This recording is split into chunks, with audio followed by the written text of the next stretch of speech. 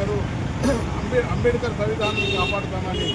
ఏ రోజు Hindu code bill 1951 చెప్తున్నారు. అంబేద్కర్ కానీ ఎప్పుడు బిల్లు పెట్టాడు, నెహ్రూ గారు కలిసి అవనవనించి మన పార్లమెంట్ నుంచి బయట తెచ్చిన ఘనత ఇలా కాంగ్రెస్ పార్టీ. అదేవిధంగా 1952లో మొట్టమొదటిసారి పార్లమెంట్లో ఆయనకు అడుగు పెట్టకుండా ఓడిపోవటానికి కారణం అంటే మన కాంగ్రెస్ పార్టీ. అదేవిధంగా దాని తర్వాత కూడా మన కాంగ్రెస్ పార్టీ ఆయన ఆపోజిషన్లో కమ్యూనిస్ట్ పార్టీకి సపోర్ట్ ఇచ్చి అంబేద్కర్ గారికి ఓడగొట్టింది పార్టీ అంటే కాంగ్రెస్ పార్టీ.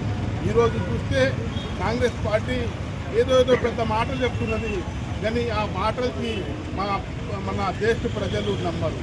అదేవిధంగా డాక్టర్ విపి సింగ్ ప్రధానమంత్రి ఉన్నప్పుడు ఎన్డీఏ ప్రభుత్వంలో మా భారతీయ జనతా పార్టీ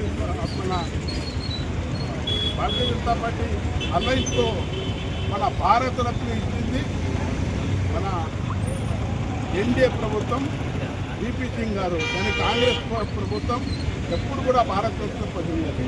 అదేవిధంగా పార్లమెంట్లో చిత్రపటాన్ని పెట్టడానికి కారణం భారతీయ జనతా పార్టీ, కానీ కాంగ్రెస్ పార్టీ ఒక్కరోజు కూడా మన అంబేద్కర్ గారి చిత్రపటాన్ని పెట్టారు.